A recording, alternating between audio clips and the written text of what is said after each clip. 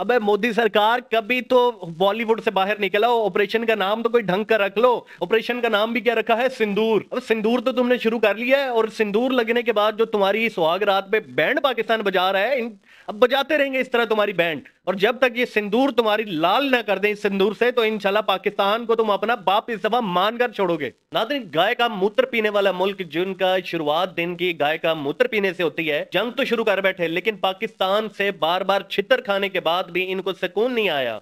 गुज़िश्ता दिन आपने देखा कि इनके ड्रोन पाक फिदाइया ऐसे गिरा रही थी जैसे अंधेरी में शॉपर उड़कर आते हैं। नादरीन, लानते दे रहा है फ्रांस इनको कि हमने इनको राफेल तैयारे का दे दिया, इन्होंने हमारे राफेल तैयारे की मार्केट भी गिरा दी। ये इनको ये लानते इसलिए भी पड़ रही हैं कि इन्होंने इसराइली ड्रोन भी गिरा दिए। ये इतनी अनाड़ी और खस्सी किस्म की इनकी फौज है कि अब तो पूरी दुनिया में इस चीज पर चर्चा होने लग गया है।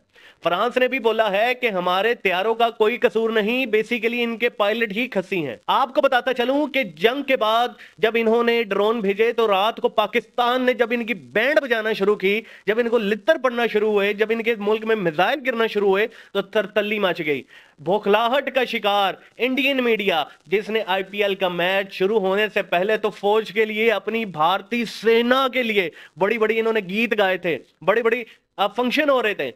नादरीन, 10 ओवर का मैच भी नहीं टिक सका। पाकिस्तान ने जब पहला हमला किया, इनकी लाल करना शुरू की, तो इनका मैच वहीं पे खत्म हो गया। अगर तुम लोगों में इतना जिगरा नहीं था तो नहीं लेना था पंगा। पाकिस्तानी कौम हर दौर में तुम्हें लितर मारती आ रही है और इंशाल्लाह मजीद भी आगे मारेगी। आपको मैं बताता चलूं कि इनका इंडियन मीडिया जब ये जंग हारने पे आए, जब इनको पढ़ना शुरू हुई, तो इनके जो इंडियन मीडिया के सूत्र थे, जिन्होंने मूत्र पी के जो है इनको उधर की रैकियां दे रहे थे, उधर के बता खबरें दे रहे थे, उसके मुताबिक तो पाकिस्तान के रात तमाम शहरों पर हमला हो चुका था। पाकिस्तान के तमाम शहर तबाह हो चुके थे। बल्कि तो उस नशेई मीडिया ने, उस सस्ता नशा करने वाले एंकर ने यहां तक काम खराब कर दिया कि उन्होंने तो मुल्तान में भी समंदर ला खड़ा कर दिया।